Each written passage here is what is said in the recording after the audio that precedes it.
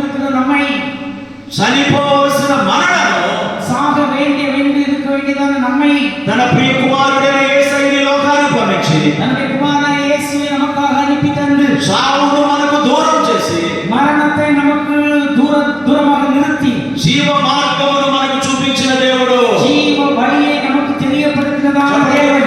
కనపడుతుందా? కట్టెలను కైయెత్తి హల్లెలూయా హల్లెలూయా.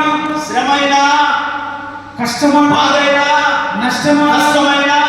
కష్టమైన ఇబ్బందైనా ఉత్తరమైన మరణకరమైన పరిస్థితులు ఎదురైనా మరణத்திற்கு தகுந்ததான காரியம் நமக்கு நடந்தாலும் దేవుడు కొరకు జీవించాలని ఆశ అనుకున్నప్పుడు, கர்த்தருக்காக வாழ வேண்டும் என்கிறதான ஆசை நமக்கு దేవుడు కొరకు బ్రతకాలనే తీర్మానం అనుకున్నప్పుడు, கர்த்தருக்காக வாழ்வோம் என்கிறதான தீர்மானம் நமக்கு இருக்கும்போது నీ కంటికి కనబడుతున్న మరణ మార్గము దూరమగునుగాక. உன்னுடைய కన్నులకు முன்பாக இருக்கிறதான அந்த மரணத்தின் வழி அது தூரமாகும். దేవుడు నీ కన్నులు తెరచి கர்த்தர் உன் கண்களை திறந்து ఆయన నీకు జీవ మార్గమును చూపించునుగాక. அவர் உங்களுக்கு ஜீவ வழியை காண்பிப்பாராக. అది అర్థమైంది దావీదు గారికి. அது தாவீதுக்கு புரிந்திருக்கிறார். వాస్తవానికి అన్నదమ్ములు లెక్క చేయలేదు, அவர்கள் சகோதரர்கள் புறக்கணித்தார்கள், తల్లిదండ్రులు పట్టించుకోలేదు, தாய் தகப்பன் எந்த விதத்திலும் பொருட்படுத்தவில்லை. బాల్యం నుంచి అవమానపరిచారు, வாலிப நாட்களிலிருந்தே அவமானம், చిన్న చూపు చూశారు. அவனை சிறிதாக பார்த்தார்கள். ఒక మంచి మాట చెప్పడం ஒரு காரியம் சொல்ல வேண்டுமா? వింటారా? கேட்பீங்களா? నిద్రపోతున్నారా? దేవుని స్తోత్రం కలుగుగాక. தூங்குறீங்களா? సమూయేలు గారు వచ్చినప్పుడు சாமுவேல் வந்தபோது ఏలియాబు మొదలుకొని ஏலியா முதல் షమ్మా వరకు ஷம்மா வரை అందరూ ఆయన ఎదుట నిలబడ్డారు. எல்லாரும் சாமுவேல் முன்பாக நிறுத்தப்பட்டார்கள். శామ్యూయేలు గారు சாமுவேல் తైలపు కొమ్ము తీసుకొని அந்த தைல கொம்பை எடுத்து వారిని రాజుగా అభిషేకించాలనుకుంటున్నాడు. அவர்களை ராஜாவாக அபிஷேகிக்க விரும்புகிறார். కానీ దేవుడు కోరుకున్నవాడు ఒకడు ఉన్నాడని ప్రవక్త సమూయేలు గారికి తెలియదు. ஆனால் தேவன் தெரிந்து கொண்டதான ஒரு மனிதன் இருக்கிறான் என்று சொல்லி தீர்க்கதரிசியாகிய சாமுவேலுக்கு தெரியாது. మనం కూడా కొన్నిసార్లు పై రూపాన్ని చూస్తాం, நாம் கூட சில நேரம் ఆకారాన్ని చూస్తాం, வெளிப்பிரகாரமாக இல்ல வெளியரங்கமான காரியத்தை பார்க்கிறோம், కనబడే అందాన్ని చూస్తాం. காணப்படுகிறதான அழகை பார்ப்போம். కానీ దేవునికి ప్రీతికరమైన, கர்த்தருக்கு இஷ்டமான, దేవునికి ఇష్టమైన, கர்த்தர் விரும்புகிற, దేవుడు కోరుకునేది கர்த்தர் தெரிந்திருக்கிற హృదయాంతరంగమన్న సంగతిని మర్చిపోతాం. இருதயத்துக்கு ஏற்றதான காரியத்தை மறந்து போய் விடுகிறோம். హల్లెలూయా ஹல்லேலூயா హల్లెలూయా. ஹல்லேலூயா. ఎందుకో ప్రభు అన్నారు, தேவன் சொல்கிறார், సమూయేల్ சாமுவேல் స్టాప్ ఇట్, நிறுத்து, స్టాప్ ఇట్. நிறுத்து. యెషయా గారి దగ్గరికి వెళ్ళాడు. அதாவது ஏசியா అయ్యా ఈ ఏడుగురైనా ఇంకా ఎవరైనా ఉన్నారా? உங்களுக்கு குமாரன் இந்த 7 பேர் தானே இன்னும் இருக்கிறார்களா? నాకు అర్థం కాలేదు. ఇంకాను எனக்கு புரியவில்லையே. 8 మంది కదా, 8 பேர் இல்லையா? కానీ ఎప్పుడు 8వ వాడి కొరకు వాళ్ళ తండ్రి ప్రస్తావన తీసుకురాలేదు. அந்த 8வது மனிதனை குறித்து பிள்ளையை குறித்து தகப்பன் ஒருபோதும் கொண்டு வரவில்லை. మనుషులు నిషేధించిన వాడు, கர்த்தரால் புறக்கணிக்கப்பட்டவர், మనుషులు చిన్న చూపు చూసిన వాడు, மனுஷனால் மிகவும் அற்பமாக எண்ணப்பட்டவர், నేను మనుషుల లెక్కలో లేను అని అన్నవాడు, நான் மனிதனுடைய கணக்கிலேயே இல்லை என்று சொன்னவர் దేవుని మనస్సులో ఉంటాడు, கர்த்தருடைய இருதயத்திலே இருக்கிறார், దేవుని ఆలోచనలో ఉంటాడు, கர்த்தருடைய హల్లెలూయా, ஆலோசனையிலே దేవుని ఉద్దేశాల్లో ఉంటాడు, கர்த்தருடைய எண்ணங்களிலே இருக்கிறார், దేవుని సంకల్పంలో ఉంటాడు, கர்த்தருடைய திட்டத்திலே இருக்கிறார், దేవుని ప్రణాళికలో ఉంటాడు. கர்த்தருடைய திட்டத்திலே இருக்கிறார். యెషయా గారి తండ్రి గారు ఎలా అంటాడు, தாவீதுடைய தகப்பன் சொல்கிறார், కడసారి వాడు ఒకడున్నాడు అన్నాడు. ஒரு இளையவன் ஒருவன் இருக்கிறான். అయ్యా నాకు 8 మంది కుమారులు ఉన్నారు, నాకు 8 பேர் உண்டு, ఇంకొకడు ఉన్నాడు இன்னொருவன் இருக்கிறான் అని చెప్పడానికి சொல்லுவதற்கு తండ్రి కూడా కొంచెం అయిష్టపడ్డాడు. தகப்பன் கூட விருப்பம் கொள்ளவில்லை.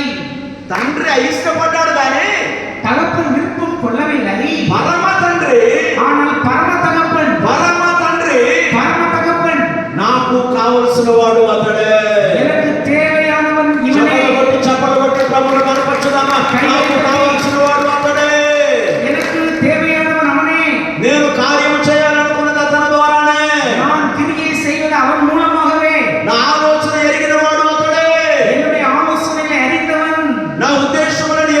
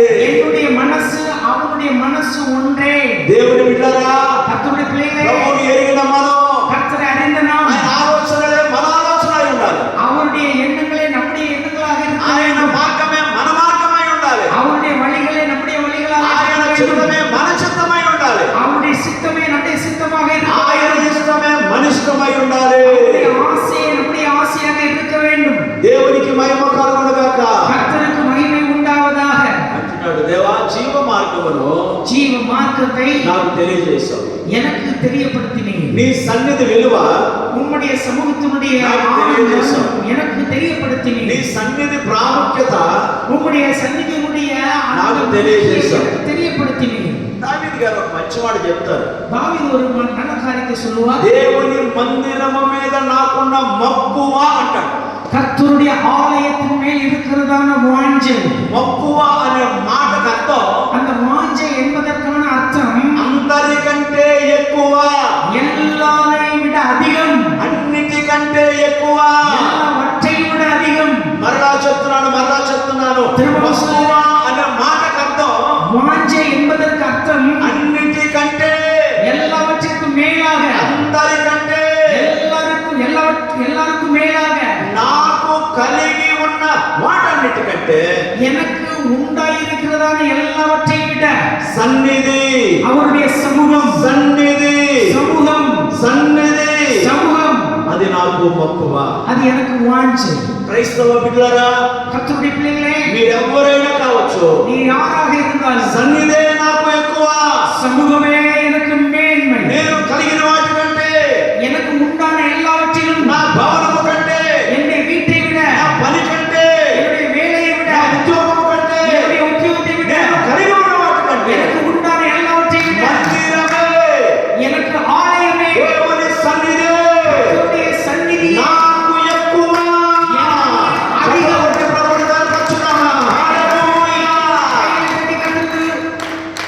అని నీవు చెప్పగలిగితే, அப்படியாக நீ சொன்னால், అని నువ్వు చెప్పగలిగితే, அப்படியாக நீ சொன்னால், సంతోషం నువ్వు అడగాల్సిన పనిగా, ஆனந்தம் கேட்க தேவையில்லை, ఆశీర్వాదం నువ్వు అడగాల్సిన పనిగా, ஆசீர்வாதம் கேட்க தேவையில்லை, ఆనందం కావాలని కోరుకోవాల్సిన పనిగా, ஆனந்தம் வேண்டும் என்று கேட்க தேவையில்லை. దేవా నాకు ఇది కావాలి, கர்த்தாவே எனக்கு வேண்டும், నా కుటుంబానికి ఇది కావాలి, என்னுடைய குடும்பத்திற்கு வேண்டும், నా పిల్లలకి ఇది కావాలి, என்னுடைய பிள்ளைகளுக்கு இது வேண்டும், నా విద్యకి ఇది కావాలి, என்னுடைய கல்விக்கு இது வேண்டும், నా ఉద్యోగానికి ఇది కావాలి என்னுடைய ఉద్యోగத்திற்கு இது வேண்டும் అని మనం ప్రత్యేకముగా అడగవలసిన పని లేదు. விசேஷமாக கேட்க தேவையில்லை. ఆమేన్. హల్లెలూయా, హల్లెలూయా, హల్లెలూయా. హల్లెలూయా.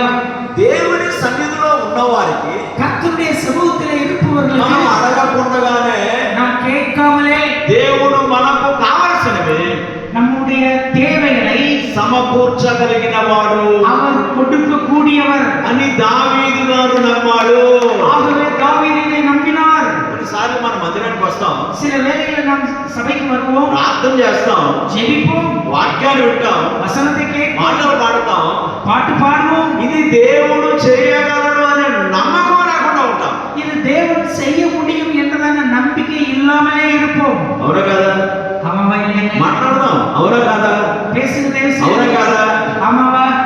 యేసు ప్రభు கர்த்தர் ఆయన 3.5 సంవత్సరాల సేవలో இயேசு கிறிஸ்து மூன்றரை வருடங்கள் ஊழியத்திலே ఎప్పుడు ఒకే ఒక మాట చెప్పేవారు, எப்பொழுது ஒரே காரியத்தை சொல்கிறார். నమ్మిన ఎడల, விசுவாசித்தால், నమ్మిన ఎడల விசுவாசித்தால் మహిమను చూస్తావు, மகிமையை காண்பாய், మహిమను చూస్తావు, மகிமையை காண்பாய், మహిమలో మంచితనాన్ని చూస్తావు, மகிமையின் நன்மையை காண்பாய், మహిమలో ఆశీర్వాదాలు చూస్తావు, மகிமையின் ஆசீர்வாதத்தை, మహిమలో అభివృద్ధిని చూస్తావు, மகிமையின் வளர்ச்சியை காண்பாய், మహిమలో జయమును చూస్తావు, மகிமையின் ஜெயத்தை காண்பாய், మహిమలో నీ దుఃఖ దినాలు సమాప్తమవుతాయి. மகிமையினாலே உன்னுடைய துக்க நாட்கள் முடிந்து போகும். దేవునికి మహిమ కలుగును గాక. கர்த்தருக்கு மகிமை உண்டாகுக. చేతులెత్తి స్తోత్రం చేద్దాం, கைகளை உயர்த்தி, చేతులెత్తి స్తోత్రం చేద్దాం. கைகளை ఉయర్తి కర్తருக்கு హల్లెలూయా.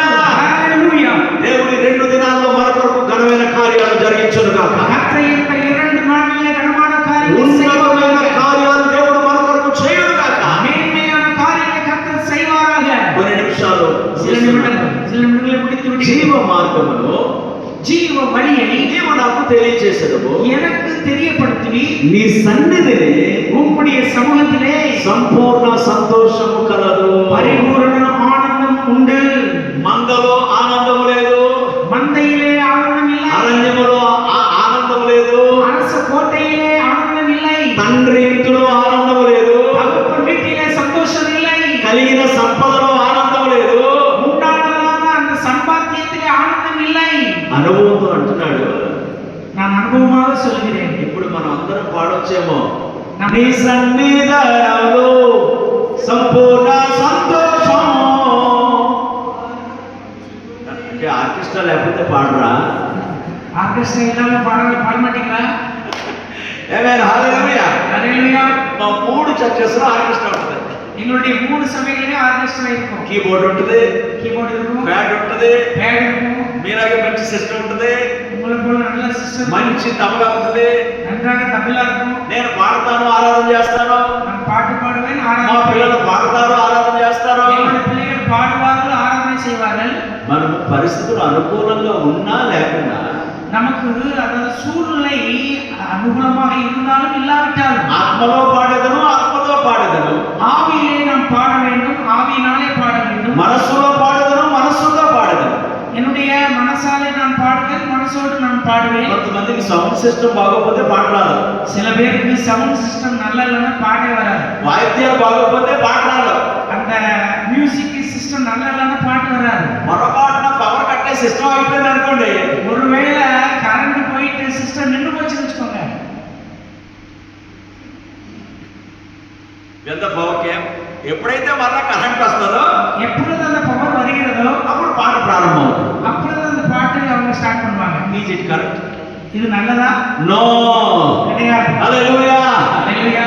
ఆత్మలో, ஆவியினாலே, ఆత్మతో, ஆவியோடு, మనస్సులో, మనసోடு, మనస్సుతో மனதோடு దేవుని ఆత్మ కలిగిన వారు கர்த்தருடைய ஆவியை உள்ளவர் పరిస్థితులు ఎలా ఉన్నా பரிசுத்தர்கள் எப்படியாக இருந்தாலும் సన్నిధిని బట్టి சமூகத்தை பொறுத்து సంతోషంగానే ఉంటారు. சந்தோஷமாக సంతోషంగా స్తోత్రం చెప్పండి. సంతోషமாக స్తోత్రం చెప్పండి. சந்தோஷமாக హల్లెలూయా. హల్లెలూయా. నీ సన్నిధిలో உம்முடைய சமூகத்திலே సంపూర్ణ సంతోషము కలదు. பரிபூர்ண ஆனந்தம். సన్నిధి అనగా சமூகம் என்று சொன்னாலே చెప్పుకునే స్థలం, చెప్పుకునే స్థలం, చెప్పుకునే స్థలం. சொல்லக்கூடியதான ஒரு இடம். ఏం చెప్పుకునే స్థలం? என்னது சொல்லக்கூடிய இடம்? హైదరాబాద్, సికింద్రాబాద్, జంటనగరంలో జరిగే ఎన్నినా, அதாவது ஹைதராபாத், சிக்கந்தராபாத் அந்த நகரத்திலே நடக்கிறதான காரியமா? ప్రజెంట్ ముఖ్యమంత్రి గారు ఎలా ఉన్నారు, ఎక్స్ ముఖ్యమంత్రి గారు అలా ఉన్నారు అదా? இப்பொழுது இருக்கிறதான முதல் அமைச்சர் எப்படி, ఈ బ్రదర్ ఎలా ఉన్నారు, ఈ సిస్టర్ ఎలా ఉన్నారు అదా? இந்த சகோதரி எப்படி, இந்த சகோதரி எப்படி, அப்படியா? లోక సంబంధమైన సంగతులు చెప్పుకునేది కాదు సన్నిధి అంటే. இந்த உலகத்தினுடைய காரியங்களை விவரிப்பது அல்ல சபை. లోక సంబంధమైన సంగతులు చెప్పుకునే స్థలం కాదు సన్నిధి అంటే. உலக காரியங்களை விவரிக்கிறதான இடம் கிடையாது சமூகம். వ్యక్తిగతంగా நான் என்னுடைய சொந்த வாழ்க்கையினாலே నీకున్న బాధ, நமக்கு இருக்கிறதான నీ కష్టం, நமக்கு இருக்கிறதான నీ ఇబ్బంది, நமக்கு இருக்கிறதான నీ துன்பம், అవసరం, நமக்கு இருக்கிறதான నీ தேவை, అవమానం, நமக்கு இருக்கிறதான அவமானங்கள், నీ అపజయం, நம்முடைய தோல்விகள், నీకున్న ఆర్థికపరమైన ఇబ్బందులు, நமக்கு இருக்கிறதான அந்த பண பற்றாக்குறை, whatever it may be, have face. எப்படியாக இருந்தாலும் சரி, ఎక్కడ చెప్పాలి, எங்கே சொல்ல வேண்டும், ఎవరికి చెప్పాలి, யாருக்கு சொல்ல ఎప్పుడు வேண்டும், చెప్పాలి, எப்பொழுது சொல்ல வேண்டும், పరిష్కారం దొరికే స్థలంలో చెప్పాలి. அந்த அந்த அந்த அந்த அதற்கு பரிகாரம் கிடைக்கிறதான இடத்துல சொல்ல ఆ வேண்டும். పరిష్కారం దొరికే స్థలమే பரிகாரம் கிடைக்கிறதான இடம் దేవుని సన్నిధి. கர்த்தருடைய சமூகம், దేవుని సన్నిధి. கர்த்தருடைய சமூகம். మనందరికీ ఒక సోదరు తెలుసు కదా, நம்ம எல்லாருக்கும் ஒரு சகோதரனை தெரியுமல்லவா? దేవబాలనయ్య గారు నేను వచ్చిన దగ్గర నుంచి పదే ప్రార్థన చేస్తూ ఆమె కొరకే మాట్లాడుతున్నారు. మరి தேவபாலன் கூட அதாவது இந்த ஜெபம் சொல்லும்போது அந்த மழையை தான் சொல்லுகிறார். ఆమె ఎవరో మాకు తెలియదు పాస్టర్ గారు అన్నట్టు చూస్తున్నారు మీరు. அவர் யாரோ தெரியாத போல நீங்கள் பார்க்கிறீர்கள். సిలోహు అనే దేవాలయం ఉంది. ஷீலோவில் நடந்ததான கர்த்தருடைய கூடாரம் உண்டு. ఎల్కానాకి ఇద్దరు, எல்கானாவுக்கு 2 மனைவிகள். కొన్ని మనం మాట్లాడుకోకూడదు, సెన్సర్ లో కట్ చేయాలి. சில காரியங்கள் பேசக்கூடாது, சென்சார்ல கட் பண்ணிடணும். అన్నా పెనిన్నా వాళ్ళిద్దరూ బైబిల్ పండితులు చెప్పేది ఏంటంటే అక్క చెల్లెలే అని. அண்ணா பெனினா அவர்கள் பைபிள் படித்த சொல்லுகிறார்கள் அக்கா தங்கை என்று சொல்லி. నేను 3 రోజుల క్రితం పేపర్లో చూశాను. நான் 3 நாட்களுக்கு கீழாக பேப்பர்ல பார்த்தேன். అన్నదమ్ములు ఇద్దరు ఒక ఆవిడనే పేరు వేసుకున్నారు. அண்ணனும் தம்பியும் ஒரு பெண்ணை விவாகம் செய்து கொண்டார்கள். మీరు ఎవరో చూడలేదంటే సాయంకాలం నేను వైఎస్ఆర్ గారు కానీ ఈయనకి కానీ వీడియో పెడతాను. మరి సాయంకాలం நான் సినిమా చూడడానికి ఇవరికాக அந்த వీడియో అనుకున్నాను. విచిత్రం అనిపించింది. అది నాకు వింతగా இருந்தது. ఎక్కడో ఈ మన పక్క రాష్ట్రంలోనే, మన 2 తెలుగు రాష్ట్రాలు కాదు, ఒక ఆవిడే ఇద్దరిని చేసుకుంది. మరి ஒரு பெண் இரண்டு பேரை செய்து கொண்டாங்க. కొంచెం ఇవన్నీ విచిత్రంగానే ఉంటాయి. அது சில காரியங்கள் விந்தையாக இருக்கும். ఇప్పుడు ఎల్కానాకి இந்த எல்கானாவுக்கு ఇద్దరు, இரண்டு, అన్నా పెనిన్నా. அண்ணா பெனினாய். అన్నాకి పిల్లలు లేరు, அண்ணாவுக்கு பிள்ளை இல்லை, పెనిన్నాకి పిల్లలు ఉన్నారు. பெனினாவுக்கு பிள்ளைகள் இருக்கிறார்கள். పౌలు గారు మంచివాడు చెప్తాడు, பவுல் ஒரு காரியம் சொல்வார், భర్త కలిగిన పెనిమిటి కలిగిన దానికంటే పెనిమిటి లేని దాని పిల్లలు ఎక్కువ. அதாவது கணவன் இருக்கிறவளை விட கணவன் இல்லாதவளுக்கு பிள்ளைகள் அதிகம். మీకు ఏమన్నా అర్థమైందా? ஏதாவது புரியுதாங்க? మీకు ఏమన్నా అర్థమైందా? ஏதாவது புரியுதா? ఇది ఎలా సాధ్యం? இது எப்படி சாத்தியம்? సాధ్యం కాదా? சாத்தியம் இல்லையா? సాధ్యం కాదా? சாத்தியம் இல்லையா? అయ్యో, బైబిల్ గ్రంథంలో బైబిల్లో దేవుడు చాలా స్పష్టంగా రాశాడు. கர்த்தர் விவரமாக எழுதியிருக்கிறார். పర్మనెంట్ భర్త లేకపోవచ్చు కానీ ஒருவேளை அதாவது கணவன் இல்லாமல் యోహాను సువార్త 4వ అధ్యాయంలో ప్రభు ఏమన్నారు? யோவான் 4 என்ன எழுதுகிறார்? నీతో మాట్లాడుతున్నవాడు, உன்னோடு నీ ఎదుట பேசுகிறவர், నిలవబడినవాడు உனக்கு முன்பாக நிற்கிறவர் నీ పెనిమిటి కాడు, உன் கணவன் இல்லை, కానీ ஆனால் నీకు உனக்கு 5 ఉన్నారు. ఆమె అప్పుడు అనుకుంది, అసలు నా రహస్యాలన్నీ ఎలా కలిసాయి? என்னுடைய ரகசியங்களை இவர் எப்படியாவது சொல்லுகிறார். ఏమనుకోరు కదా, మాట చెప్తాను. ஒன்றும் நினைக்க மாட்டீங்களே, ஒரு காரியம் சொல்லுங்க. ఆయన దగ్గర ఎంఆర్ఐ స్కానింగ్ ఉంది. கர்த்தரிடத்துல எம்ஆர்ஐ ஸ்கேன் இருக்கிறது.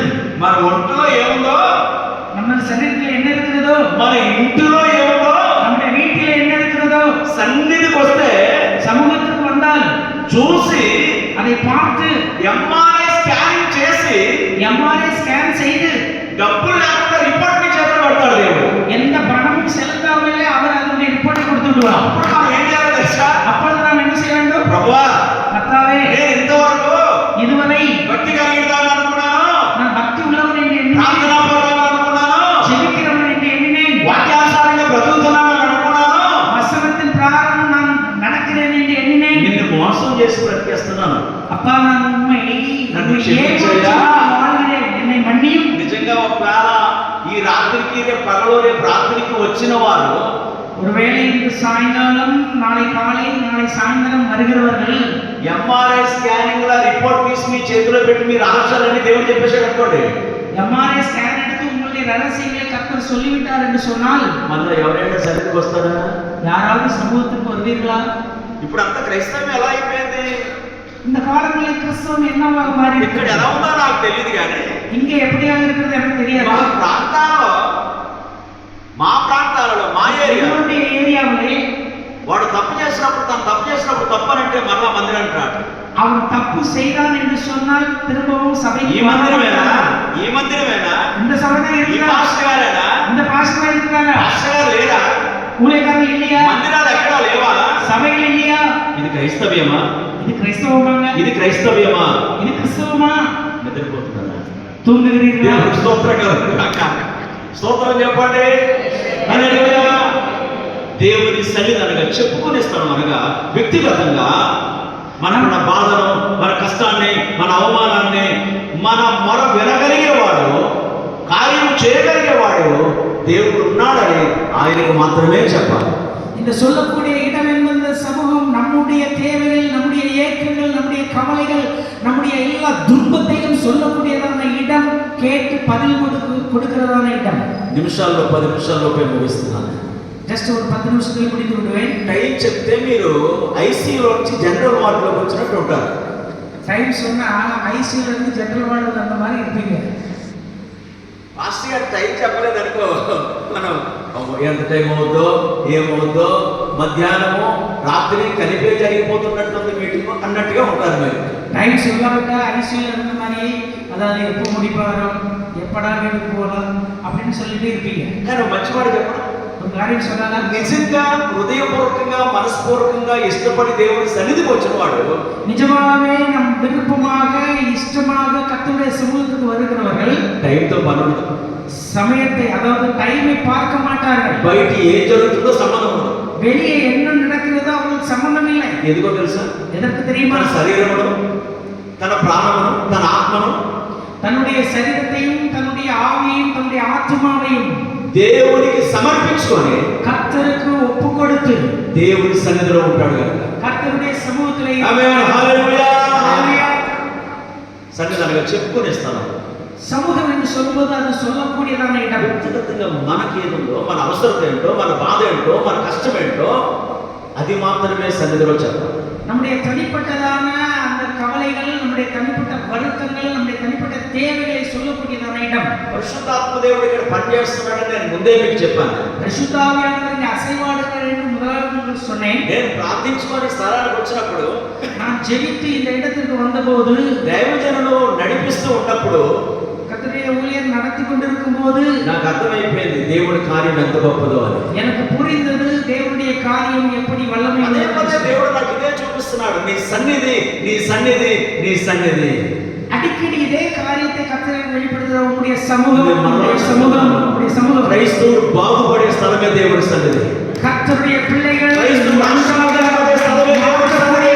இந்த சபை క్రైస్తవుడు విడుదల పొందుకునే స్థలమే దేవుడి సన్నిధి. கிறிஸ்தவர்கள் விடுதலை பெறுவது இந்த இடம். ఆధ్యాత్మికముగాను, ஆவிக்குள்ளாக, శారీరకంగాను சரீர பிரகாரமாக బాగుపడే స్థలమే அதாவது அவர்கள் நன்றாக மாறுபடியாக దేవుని సన్నిధి. கர்த்தருடைய சமூகம். హల్లెలూయా. హల్లెలూయా. బాధ కలిగింది, కష్టం కలిగింది, ఇబ్బంది కలిగింది, వెంటనే తాను సూసైడ్ అటెంప్ట్ చేసుకోవడానికి వెళ్ళింది.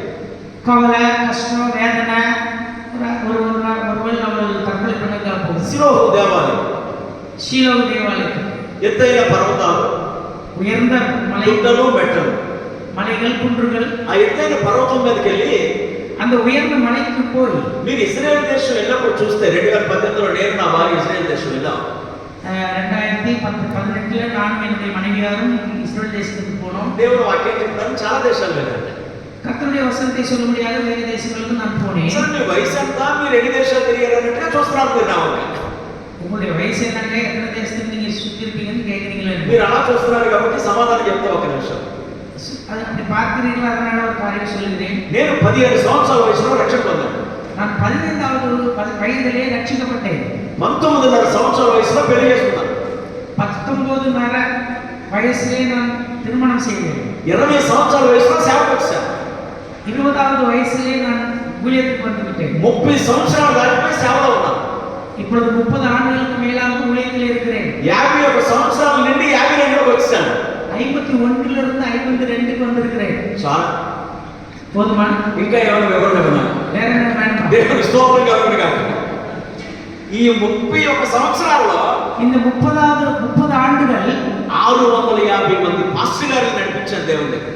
650 ஊழியர்களை கர்த்தருடைய சமூகத்தில் நடத்தி సిఓఎం క్రిస్టియన్ అవుట్రీచ్ అనే మినిస్ట్రీ கிறிஸ்டியன் அவுட்ரீச் என்கிறதான மினிஸ்ட்ரி மூலமாக డబ్బు నాది కాకపోయినా பணம் என்னுடையது இல்லாமல் ఈ చేతులతో కోట్ల రూపాయలు పంచిపెట్టాను.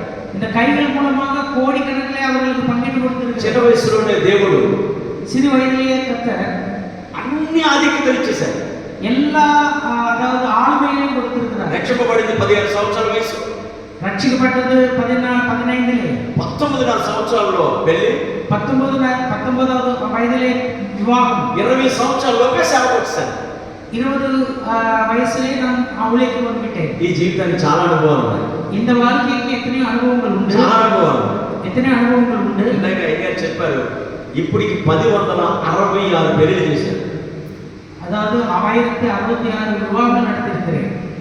అది ఆంధ్ర రాష్ట్రంలో మా ప్రాంతాల్లో ఒక రికార్డ్ అని చాలా మంది పెద్ద సన్మానం చేశారు.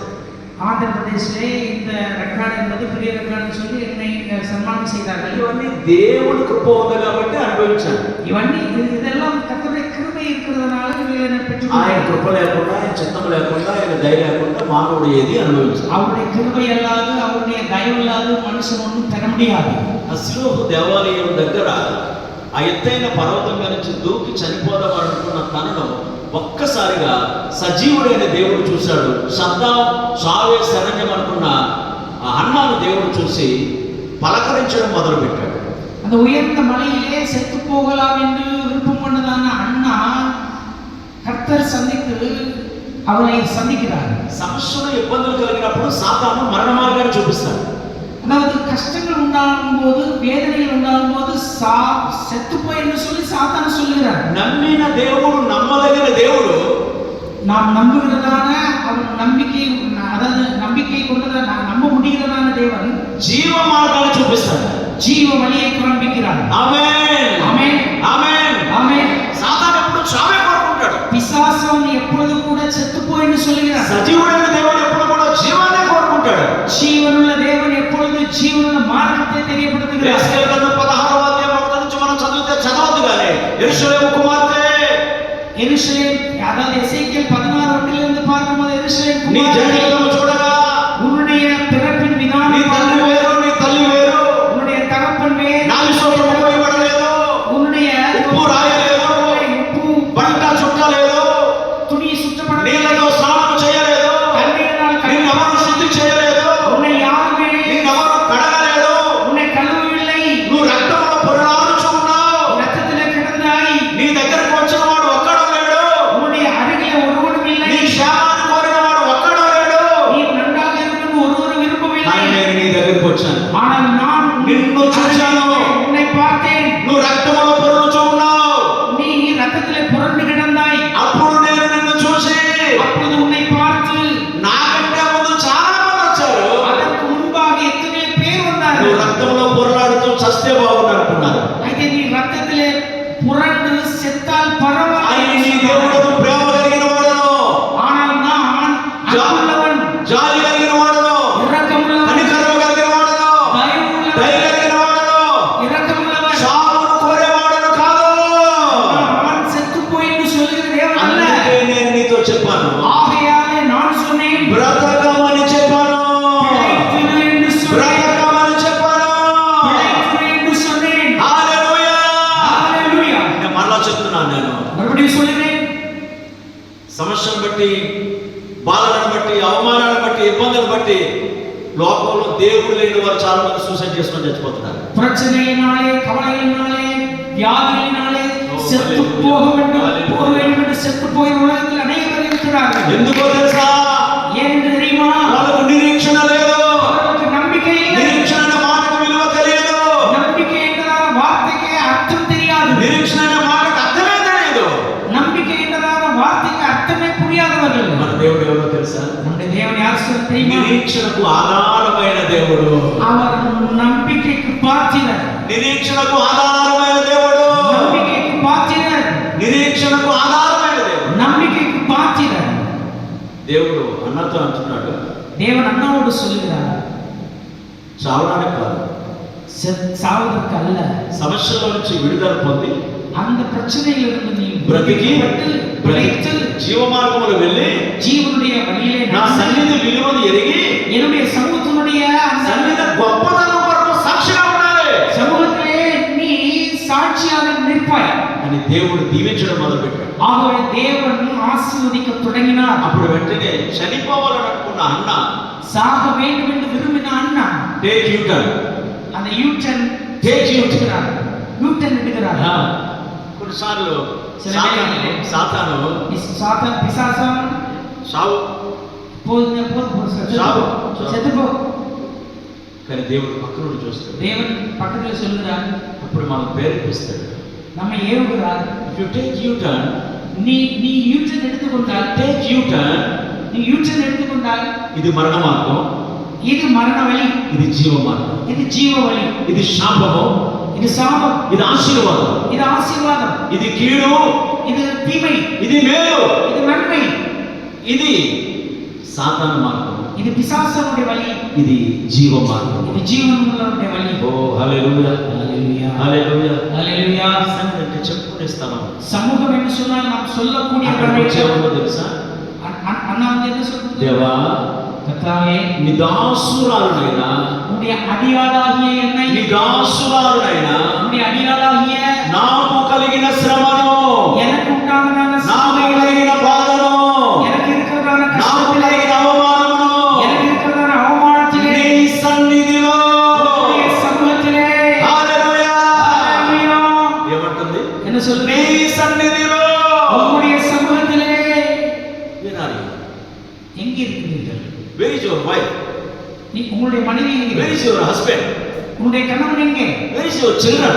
உன்னுடைய பிள்ளைகள் எங்கே? Where there is? எங்க? ఏమనుకోరుగా ఒక మాట చెప్తాను, ஒரு காரியம் சொல்றா ஒண்ணு நினைக்க மாட்டீங்களா? మీరు ఏమనుకుంటే పర్వాలేదు. ఆల్రెడీ 2 వైపుల రిజర్వేషన్ టికెట్ చేంజ్ చేసుకున్నాను. நான் போறதுக்கும் டிக்கெட் ரிசர்வேஷன் பண்ணிட்டேன். దేవుడికి మహిమ కలుగును. கர்த்தருக்கு மகிமை உண்டாவதாக. యాకోబు అంటే మోసగాడనే అన్నాం కానీ யாக்கோபு என்று சொன்னால் ஏமாற்றுகிறவன் என்று சொன்னோம். మోసగాడు మోసగాడు మోసగాడనే అన్నాం. ஏமாற்றுகிறவன் ஏமாற்றுகிறவன் ஏமாற்றுகிறவன். యూటర్న్ తీసుకొని அவன் யூட்டர்ன் எடுத்து మనస్సు మార్చుకొని மனசை மாற்றிக்கொண்டு జీవితాన్ని దేవుడికి అంకితం చేసుకొని வாழ்க்கையை தேவனுக்கு ஒப்பு கொடுத்து కుటుంబం అంతటిని அந்த குடும்பம் எல்லாரையும் ఆదికాండ గ్రంథం 35వ అధ్యాయం 3వ వచనంలో ஆதியாகமம் 35 3வது வசனத்திலே పిల్లలతో చెప్తున్నాడు, பிள்ளைகளோடு சொல்கிறார். దాసదాసులతో చెప్తున్నాడు, வேலைக்காரியோடு சொல்கிறார். పనివాళ్ళతో చెప్తున్నాడు. வேலைக்காரனோடு சொல்கிறார். ఏమన్నా తెలుసా? என்ன சொல்றார்? ఇప్పుడు మనము లేచి இப்பொழுது நாம் எழுந்து బేతేలుకు వెళ్ళాలి. பெத்தேலுக்கு போவோம். కుటుంబాన్ని అలర్ట్ చేస్తున్నాడు. அந்த குடும்பத்தை அவர்களை அதாவது அலர்ட் பண்ணுகிறார். తుఫాను వస్తుంది అనుకోండి, துஃபான் வந்து நினைச்சுக்கோங்க. ప్రభుత్వ అధికారులు அந்த அரசாங்க அதிகாரிகள் భయంకరమైన తుఫాన్ అట, மிகவும் பயங்கரமான புயல், బయటికి వెళ్ళకండి, வெளியே போக வேண்டாம், వెళ్తే మళ్ళీ లోనికి రాను. வெளியே போனா திரும்பி உள்ள வர முடியாது. నా మాటలు అర్థమవుతున్నాయి? என்னுடைய வார்த்தைகள் புரிகிறதா? పోయినా పర్వాలా போனாலும் பரவாயில்லை. అని ఎవడైనా కాదని వెళ్ళాడు అనుకోండి, ஒருவேளை அப்படி வெளியே போனாலும் வச்சுக்கோங்க, ఎవడైనా వెళ్ళాడు. ஒருத்தர் ஒன்று சொல்ல முடியாது. కొంతమందిని దేవుడు బాగు చేయడానికి వచ్చిన சில பேர்ல தேவனே நல்லா ஆக்கணும்னு வந்தா கூட నువ్వు వద్దు, நீ வேண்டாம், నా బతుకు నేను బతికి చేస్తాను, நான் வாழ்க்கையில வாழ்ந்து நான் செத்து போறேன், ఇంకా అలా అనుకునే వాళ్ళే ఉన్నారు. அப்படிப்பட்டவர்களே இன்னும் இருக்கீங்க. ఇంతమందిని చూస్తున్నాను నేను నా సేవలో. இத்தனை பேர்ல நான் பார்த்திருக்கேன் இந்த ஊழியவாளிகள். యాకోబు ఎలాంటాడంటే யாக்கோபு எப்படிப்பட்டவன்? 20 సంవత్సరాలు ఎండకెండాడు, 20 வருஷங்கள் ஆகியிருந்தது. మంచుకు తడిచాడు. அந்த பனியிலே நனைந்தான், வெயிலிலே காய்ந்தான். అర్థమైపోయింది, புரிஞ்சுது. నేను పద్దనరాములో ఉన్నాను కనుక, நான் பதான் அரமிலே இருக்கிறதுனாலே, పద్దనరాములుగా ఈ లోకం, பதான் அராம் என்று சொன்னால் இந்த உலகம் నేను ఎన్నాళ్ళైనా எத்தனை நாட்கள் ஆனாலும், ఎన్నేళ్ళైనా எத்தனை ஆண்டுகள் 20 ஆனாலும், సంవత్సరాలైనా எத்தனை வருடங்கள் ஆனாலும், 40 సంవత్సరాలైనా 40 ஆண்டுகள் ஆனாலும் బేతేలు లేకుండా, பேத்தேல் வராமல், దేవుని సన్నిధి లేకుండా, கர்த்தருடைய சமூகம் దేవునితో సహవాసం లేకుండా தேவனோடு இருக்கிறதான அனுபவம் இல்லாமல் నా బ్రతుకు మారదు. என்னுடைய வாழ்க்கை மாறாது. పద్దనరాములో ఉన్నంత వరకు பதான் அராமிலே இருக்கிற வரைக்கும் చీకటే, இருளே, ఆకలే, அந்தகாரமே, అవమానమే, அவமானமே, అపజయమే. தோல்வியே. అప్పుడు అనుకున్నాడట, அப்பொழுது நினைக்கிறார், 35వ అధ్యాయం 9, 10 వచనాల్లో మనకు కనబడుతున్న మాట ఆదికాండ గ్రంథం. அந்த 35, 9, 10 வசனங்களை நாம் பார்க்கும்போது, ఇప్పుడు నేను లేచి పద్దనరామును విడిచి బేతేలుకు వెళ్ళాలని అనుకున్నప్పుడు நான் எழுந்து பதான் அராமுக்கு அதாவது பெத்தேலுக்கு போவேன் என்று சொன்னபோது తన తీర్మానం దేవునికి అర్థమైంది. அவனுடைய தீர்மானம் தேவனுக்கு புரிந்து விட்டது. యాకోబు తీసుకున్న యూటర్న్ దేవునికి ఇష్టమైంది. யாக்கோபு எடுத்துக்கொண்டதான யூட்டர்ன் தேவனுக்கு புரிந்தது. పద్దనరాము నుంచి యాకోబు వస్తున్నాడు, பதான் அராமிலே இருந்து யாக்கோபு வருகிறான், పరలోకం నుంచి దేవుడు బయలుదేరాడు. பரலோகத்திலிருந்து தேவன் ఒకసారి புறப்பட்டார். స్తోత్రం చెప్దామా? హల్లెలూయా. నువ్వు దేవుని కొరకు మంచి నిర్ణయం చేసుకుంటే, கர்த்தருக்காக நீ தீர்மானம் దేవుని எடுத்துக்கொண்டார், కొరకు మంచి తీర్మానం చేసుకుంటే கர்த்தருக்காக நல்ல தீர்மானம் எடுத்துக்கொண்டார், నీ దుఃఖ దినాలు సమాప్తమగునుగా, உன்னுடைய துக்க தினங்கள் முடிந்து నీ போகும். కష్ట దినములు సమాప్తమగునుగా, உன்னுடைய துக்க தினங்கள் முடிந்து போகும். నీ శాప దినములు సమాప్తమగునుగా, உன்னுடைய சாபத்தினுடைய தினங்கள் முடிந்து போகும். నీ శ్రమ దినములు సమాప్తమగునుగా. உன்னுடைய துக்க தினங்கள் முடிந்து போகும். దేవుడు తిరిగి ప్రత్యక్షమై கர்த்தர் திரும்பவும் అతనిని ఆశీర్వదించెను. அவனை ஆசீர்வதித்து, ఎక్కడున్నాడు ఇప్పుడు యాకోబు? யாக்கோபு దేవుని సన్నిధిగా పిలువబడుతున్న బేతేలు. கர்த்தருடைய சமூகம் என்று சொல்லப்படுகிறதான பெத்தேலிலே இருக்கிறான். ఎవరున్నారు? அங்க யார் இருக்கிறாங்க? ఎంతమంది ఉన్నారు? எவ்வளவு பேர் இருக்கிறாங்க? ఇప్పుడు మరలా మనకు కొంచెం ఇబ్బంది ఏంటంటే కొన్ని ఎక్కువ మాట్లాడుకోకూడదు. భార్యలు ఉన్నారు, சில விஷயங்கள் பேசக்கூடாது. ఎక్కువ மனைவிகள் మాట్లాడుకోకూడదు. పిల్లలు ఉన్నారు, மனைவிகள் இருக்கிறார்கள், దాసదాసి பிள்ளைகள் ఉన్నారు. இருக்கிறார்கள், వాళ్ళందరికీ చెప్తున్నాడు, వాళ్ళందరికీ చెప్తున్నాడు, 20 సంవత్సరాలు బాధపడ్డాం, நாம் 20 ஆண்டுகள் மிகவும் கஷ்டப்பட்டோம். బేతేలు లేక, பேத்தேல் வராமல், దేవుని సన్నిధి లేక, கர்த்தருடைய ஆலயம் இல்லாமல் ఈ బాధలు పడ్డాం. இப்படியாக நாம் வருத்தப்படுகிறோம். సారీ, మన జీవితానికి శాపం.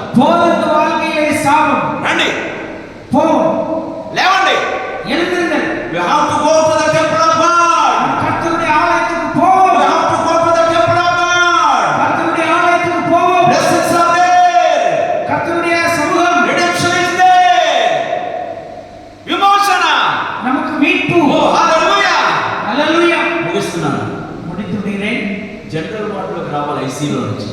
ఐసీలో నుంచి జనరల్ వార్డుకి వరకు. ఆమేన్. హల్లెలూయా, హల్లెలూయా, హల్లెలూయా, హల్లెలూయా. దేవుని సన్నిధి, కర్తరుడే సమూహం, దేవుని సన్నిధి కర్తరుడే సమూహం శాపాన్ని ఆశీర్వాదంగా మారుస్తుంది, శాపத்தை ఆశీర్వాదంగా మార్చుகிறது, కీడును మేలుగా మారుస్తుంది, தீமையை நன்மையாக மாற்றுகிறது, మరణాన్ని జీవంగా మారుస్తుంది, மரணத்தை ஜீவமாக மாற்றுகிறது, శాపమును ఆశీర్వాదంగా మారుస్తుంది. శాపத்தை ఆశీర్వాదமாக மாற்றுகிறது. నేను మిమ్మల్ని అడిగి ముగిస్తున్నాను. உங்களை கேட்டு நான் முடிக்கிறேன். ఎక్కడ ఉండాలంటే எங்கே இருக்க வேண்டும் என்று விரும்புகிறீர்கள்? పద్దనరాంలో ఉండి శాపాన్ని అనుభవిస్తావా? పదాన్ అరామిలే శాపத்திலே இருக்க வேண்டும் என்று விரும்புகிறீர்களா? బేతేలుగా పిలువబడుతున్న దేవుని సన్నిధిలో ఉండి பேதேல் என்றதான தேவனுடைய சமூகத்திலே నీవు నీ కుటుంబం ఆశీర్వాదాన్ని పొందుకుంటావు. நீங்களும் உங்களுடைய குடும்பமும் ஆசீர்வாதத்தை பெற்றுக்கொள்ள வேண்டும் என்று விரும்புகிறீர்களா? నిర్ణయం నీదే. தீர்மானம் உங்களுடையது. మాట చెప్పనా? ஒரு காரியம் சொல்லுங்க. సమర్పణ నీదైతే நீங்கள் அர்ப்பித்தால் సమకూర్చువాడు దేవుడే. உங்களுக்கு கொடுக்கக்கூடியவர் தேவன். అబ్రహాము సమర్పణ అయితే ஆபிரகாம் அர்ப்பணித்தார், సమకూర్చింది దేవుడు. கர்த்தர் தரிசித்தார். సన్నిధిలో ఉండాలని నువ్వు అనుకుంటే சமூகத்தில் இருக்க வேண்டும் என்று விரும்பினால் నా దేవుడు నీ దగ్గరికి వచ్చి என்னுடைய தேவன் உங்கள் அருகில் నీకు ప్రత్యక్షమై உங்களுக்கு నీకు தரிசித்து కనబడి உங்களுக்கு காணப்பட்டு స్వరము వినిపించి தன்னுடைய சத்தத்தை வெளிப்படுத்தி నిన్ను బాగు చేస్తాడు. உங்களை நன்றாக மாற்றுகிறார். హల్లెలూయా. హల్లెలూయా. అన్నా ప్రార్థన విన్న దేవుడు, அன்னாருடைய ஜெபத்தை கேட்ட தேவன், సన్నిధిలో ఉండి చేసిన ప్రార్థన. கர்த்தருடைய சமூகத்திலே செய்யப்பட்டதான యాకోబు, యాకోబు కుటుంబం అంతా కూడా குடும்பமாக సన్నిధిలోనే ఉన్నారు. கர்த்தருடைய சமூகத்திலே భార్య పిల్లలు, பிள்ளைகள் மனைவிகள் దాసదాసీలు வேலைக்காரிகள் వాళ్ళని ఆపేశారు. வேலையெல்லாம் நிறுத்தி விட்டார்கள். ఒక మాట చెప్పండి, ஒரு காரியம் சொல்லுங்க. దేవుడే బ్రతికి చూడకపోతే ఏం చేస్తాడు? கர்த்தர் ஒருவேளை பிள்ளைக்கு கொடுக்காவிட்டால் రోజుకి 2,60,000 మంది చనిపోతున్నారు. రోజుకి 2,60,000 మంది చనిపోతున్నారు. ஒரு நாளிலே 2,60,000 மக்கள் இறந்து போகிறார்கள். దేవుడు మనల్ని ఎందుకు బ్రతికించాడు?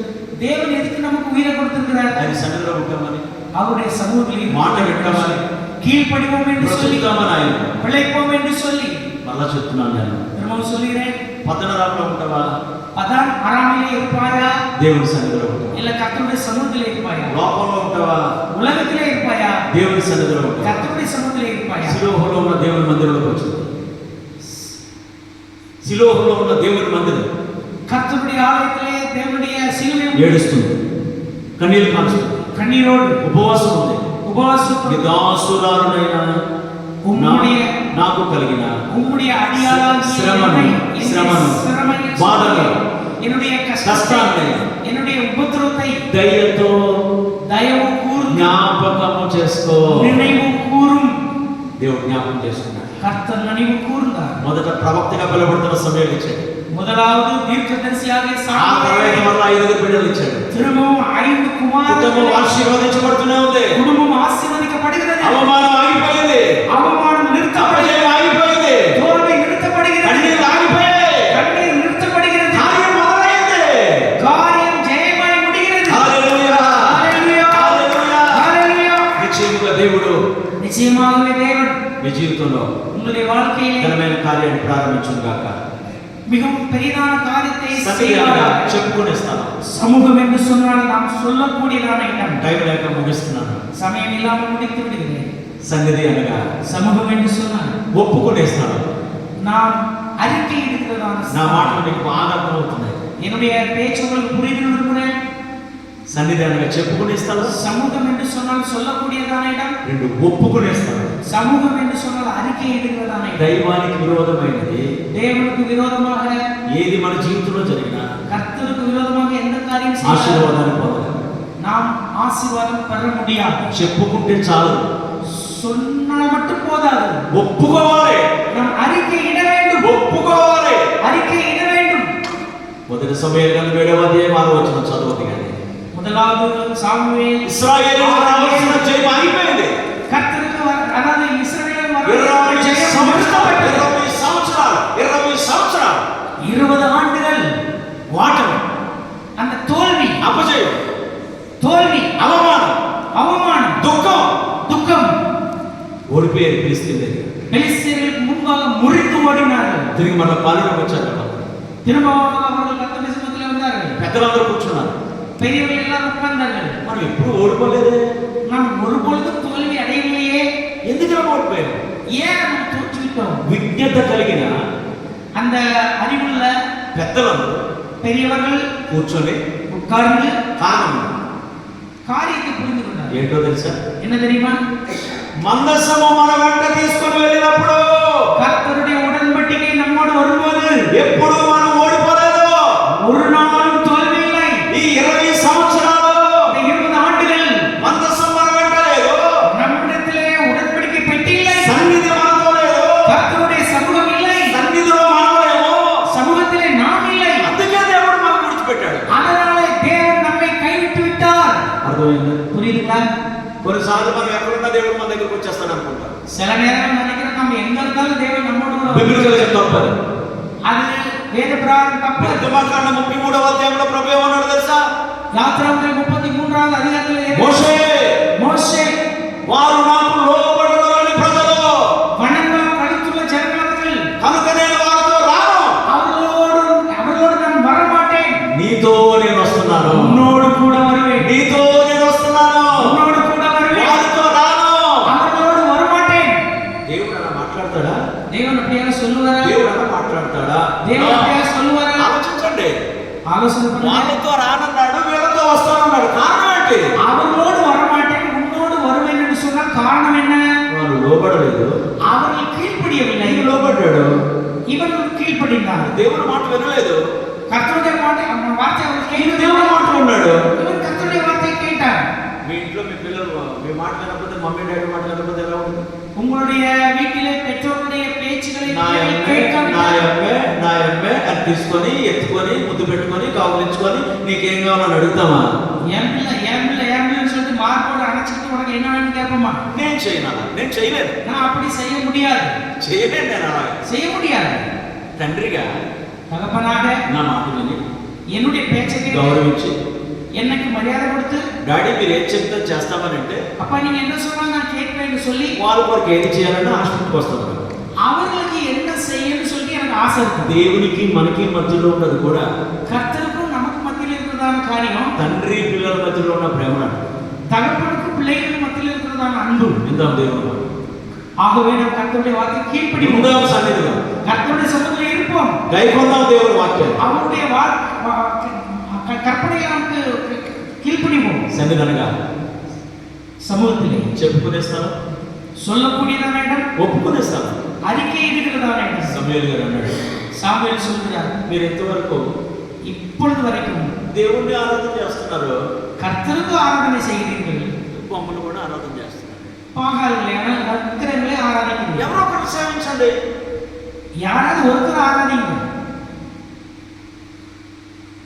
పూర్ణ హృదయంతో కాకుండా முழு மனதோடு இல்லாமல் సగం హృదయం దేవునికి, பாதி இருதயம் தேவனுக்கு, సగం సాతానికి. பாதி பிசாசானுக்கு. అది మంచిది కాదు. அது நல்லது கிடையாது. నేను మీతో అన్నా సమూయేలు గారు అన్నాడని అంటున్నాను. நான் உங்களோட இல்லைங்க, சாமுவேல் சொன்ன காரியத்தை சொல்றேன். మిమ్మల్ని అంటే మళ్ళీ రాత్రి నాడు ఇక్కడికి రాను. உங்களை சொன்னா ராத்திரி திரும்ப வர முடியாதுண்ணா. దేవునికి స్తోత్రం కలుగుతుంది. అప్పుడు వెంటనే ప్రవక్త అన్నాడు, మీకు జయం రావాలిగా, உங்களுக்கு కార్యం జరగాలిగా, உங்களுக்கு காரியம் நிறைவேறணுமா, మీరందరూ ஜெயம் வரணுமா, కావలవాని గోపురముగా పిలువబడుతున్నా, நீங்க எல்லாரும் காவல்காரனுடைய கோபுரமாக அழைக்கப்பட்டாலும் మిస్పా மிஸ் అవ్వకండి. மிஸ் ஆக வேண்டாம். అర్థమైందా? புரியுதுங்களா? புரியுதுங்களா? మిస్పాలో ఏమవ్వకూడదు, மிஸ்பால என்ன మిస్ అవ్వకూడదు, மிஸ் ஆகக்கூடாது. సన్నిధిలో ఏమవ్వకూడదు, சன்னிதில என்ன ஆகக்கூடாது, మిస్ అవ్వకూడదు. மிஸ் ஆகக்கூடாது. మార్నింగ్ షిఫ్ట్ లేకపోయినా மார்னிங் ஷிஃப்ட் இல்லாட்டாலும் ఈవినింగ్ షిఫ్ట్ ఉంది, ஈவினிங் ஷிஃப்ட் இருக்குது. ఈవినింగ్ షిఫ్ట్ లేకపోయినా ஈவினிங் ஷிஃப்ட் இல்லாட்டாலும் రేపు మార్నింగ్ షిఫ్ట్ ఉంది, நாளைக்கு காலையில ஷிஃப்ட் இருக்குது. రేపు మార్నింగ్ షిఫ్ట్ లేకపోయినా நாளைக்கு காலையில ஷிஃப்ட் இல்லாட்டாலும் చివరి షిఫ్ట్ ఉందని అనుకోకండి. கடைசி ஷிஃப்ட் இருக்குதுன்னு நினைக்காதீங்க. తప్పది. அது தப்பு. దేవుడు మన ఆయుష్కాలం నాకు పెంచాడు, கர்த்தர் நமக்கு ஆயுளை கொடுத்திருக்கிறார், ఆరోగ్యాలు ఇచ్చాడు, சுகபலனை మన கொடுத்திருக்கிறார், కుటుంబాలు దీవించాడు. நம்முடைய குடும்பத்தை ఈ ஆசீர்வதித்திருக்கிறார். 2 days కూడా இந்த 2 நாட்கள் సమర్పించుకొని ஒரு அர்ப்பணத்தோடு దేవుడి సన్నిధిలో బతుకుతాం. கர்த்தருடைய சமூகத்துக்கு வரலாம். ప్రభు చిత్తమైతే கர்த்தருக்கு சித்தமானார் రాత్రికి మళ్ళా சாயங்காலம் శ్రేష్టమైన సంగతులు விசேஷமான నేను காரியம் మీకు మళ్ళా బోధిస్తాను. உங்களுக்கு பிரசிக்கும்படியாக దేవుని సన్నిధిలో கர்த்தருடைய சமூகத்தில் సముద్రத்திலே సంపూర్ణ సంతోషం ఉంది. పరిపూర్ణ ఆనందం. సన్నిధిలో కర్తరుடைய సముద్రத்திலே విడుదల ఉంది, విడుదల ఉంది, ఆశీర్వాదం ఉంది, ఆశీర్వాదం ఉంది, వెలుగు ఉంది, வெளிச்சம் உண்டு. కార్యం చూడగలరు. கர்த்தருடைய காரியத்தை கண்ணாக நாம் பார்க்க முடியும். తన కుడి చేతిలో அவருடைய வலது கரத்தில் నిత్యము நித்திய பேர் సుఖములు కలవు. சுகமும் இருக்கும். నాకెంత అద్భుతమైన మాట. எப்படிப்பட்டதான ఆయన సన్నిధిలో அவருடைய சமூகத்திலே నిత్యము நித்திய సుఖములు. பேரின்பம் உண்டு. అంటే సన్నిధిలో ఉన్నవారు, சமூகத்திலே இருக்கிறவர்கள், సన్నిధిలో ఉన్నవారు சமூகத்திலே இருக்கிறவர்கள் ఆయన కుడి చేతిలోనే ఉన్నారు. அவருடைய வலது கரத்திலே இருக்கிறீர்கள். దక్షిణ బాహు చేస్తాం, రైట్ హ్యాండ్. அவருடைய வலது கரம் బలమైనది, அது மிகவும் பலமானது, బలమైనది, கனமானது. పోషించగలిగింది, அது போஷிக்க முடியும், రక్షించగలిగింది, ரட்சிக்க முடியும், ఆదరించగలిగింది, ஆதரிக்க முடியும், పడిపోయినప్పుడు పైకి లేపగలిగింది, விழுந்தால் தூக்க முடியும், చెడిపోయినప్పుడు చేరగలిగింది, கெட்டு போனால் உங்களை சேர்த்துக் கொள்ள முடியும். ఘనమైన కార్యం చేయగలిగింది. கனமான காரியம் வலது கரம் செய்ய முடியும். సన్నిధిలో சமூகத்திலே సుఖం ఉంది, சுகம் உண்டு, క్షేమం ఉంది, ஆரோக்கியம், ఆనందం ఉంది, ஆனந்தம் உண்டு, ఆరోగ్యం ఉంది, ஆரோக்கியம், ఆశీర్వాదం ఉంది. ஆசீர்வாதம் உண்டு. మన దుఃఖ దినాలు நம்முடைய துக்க సమాప్తం தினங்கள் అవుతాయి. முடிவும், నీ కన్నీళ్ళు உங்களுடைய கண்ணீர் నాట్యముగా మార్చబడుతున్నాయి. நாட்டியமாக மாற்ற முடியும். దేవుడిని దీవించబోతున్నాడు. கர்த்தர் உங்களை ఒక్క నిమిషం లేచి నిలబడదామా? ஒரு விஷயம் ఒక చిన్న మాట ప్రార్థన చేద్దామా? ஒரு சிறு ஜெபம் ஜெபிப்போம். చిన్న మాట ప్రార్థన చేద్దామా? ஒரு சிறு ஜெபம் ஜெபிப்போம். దేవా, ఇంతవరకు கர்த்தாவே, இதுவரை నా కష్టము, నా బాధ, నా కన్నీళ్లు, నా వేదన எங்களுடைய கஷ்டம், எங்களுடைய வேதனை, எங்களுடைய ఎవరికి చెప్పాలో, யாருக்கு சொல்ல வேண்டுமோ, ఎక్కడ చెప్పాలో, எங்கே சொல்ல வேண்டுமோ, ఎప్పుడు చెప్పాలో எப்பொழுது சொல்ல வேண்டுமோ అర్థము కాక எங்களுக்கு புரியாமல் వ్యర్థముగానే జీవించాను. நாங்கள் விருதவாக నీ సన్నిధి విలువ ఎరిగాను నాయన. உம்முடைய சமூகத்தினுடைய மேன்மையை నీ உணர்ந்து సన్నిధికి వస్తున్నాను ప్రభువా. உம்முடைய சமூகத்துக்கு வருகிறோம். నీ సన్నిధిలో ఉంటున్నాను దేవా. உம்முடைய சமூகத்திலே நாங்கள் இருப்போம். దయతో జ్ఞాపకం చేసుకోండి, தயவு கூர்ந்து எங்களை దయతో జ్ఞాపకం చేసుకోండి. தயவு கூர்ந்து எங்களை శ్రమలో ఉన్నాను, జ్ఞాపకం చేసుకోండి. சிறுமையிலே இருக்கிறதான బాధలో ఉన్నాను, జ్ఞాపకం చేసుకోండి. வருத்தத்திலே இருக்கிற எங்களை, కష్టంలో ఉన్నాను, జ్ఞాపకం చేసుకోండి. கஷ்டத்திலே இருக்கிற எங்களை நினைவு கூரும். ఇప్పుడే இப்பொழுதே కనికరము కలిగిన దేవుడు இரக்கமுள்ள தேவன் ఘనమైన కార్యముని కొరకు జరిగించును గాక. கனமான காரியங்களை ఉన్నతమైన కార్యముని కొరకు జరిగించును గాక. உன்னதமான காரியங்களை ప్రార్థనగా ఒక్క నిమిషం ప్రార్థన చేద్దాం. ఒక్క నిమిషం ప్రార్థన చేద్దాం. ఒక్క నిమిషం ప్రార్థన చేద్దాం. నోరు తెరిచి ఒక్క నిమిషం ప్రార్థన చేద్దాం. దైవజనులను జ్ఞాపకం చేసుకో. దైవజనులను జ్ఞాపకం చేసుకో. నీ సన్నిధిలో ఉన్నానయ్యా, నీ సన్నిధిలో ఉన్నానయ్యా, నీ సన్నిధిలో ఉన్నానయ్యా. Please remind us, Lord. Please remind us, Lord. Please remind us, Lord. Hallelujah. ఒక్క నిమిషం నన్ను దర్శించయ్యా, ఒక్క నిమిషం నన్ను దర్శించయ్యా. నోరు తెరిచి ప్రార్థించగలవా బిడ్డ? నోరు తెరిచి ప్రార్థించగలవా? సన్నిధిలో ఉన్న ఆనందం, సన్నిధిలో ఉన్న ఆశీర్వాదం, సన్నిధిలో ఉన్న ఆశీర్వాదం నువ్వు అనుభవించును గాక. నువ్వు అనుభవించును గాక. చిన్న తీర్మానం దేవుని దగ్గర, சின்ன தீர்மானம் கர்த்தருடைய சமூகத்திலே, చిన్న తీర్మానం దేవుని దగ్గర. சின்ன தீர்மானம் தேவனுடைய சமூகத்திலே. 16 మనకు కనబడింది తీర్మానమే. சங்கீதம் 14:11 பிரகாரமாக సమర్పణ నీదైతే அர்ப்பித்தால் సమకూర్చువాడు దేవుడే. உனக்கு கொடுக்கிறவர் அவர், సమకూర్చువాడు దేవుడే.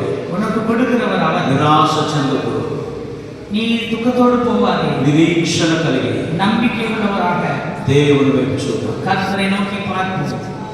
మంచి తీర్మానం. ஒரு நல்ல தீர்மானம். దేవా, నేను నా కుటుంబం, నా పిల్లలు தேவனே, நானும் என்னுடைய பிள்ளைகள், என்னுடைய నీ குடும்பம் సన్నిధిలో ఉంటామయ్యా. உம்முடைய சமூகத்திலே இருப்போம். నీ మాట వింటామయ్యా. உம்முடைய வார்த்தையை கேட்போம். నీ కొరకే బ్రతుకుతామయ్యా. உமக்காகவே பிழைப்போம். నిన్ను వెంబడిస్తామయ్యా. உம்மையே నీ பின்பற்றுவோம். కొరకు జీవిస్తామయ్యా. உமக்காகவே வாழ்வோம்.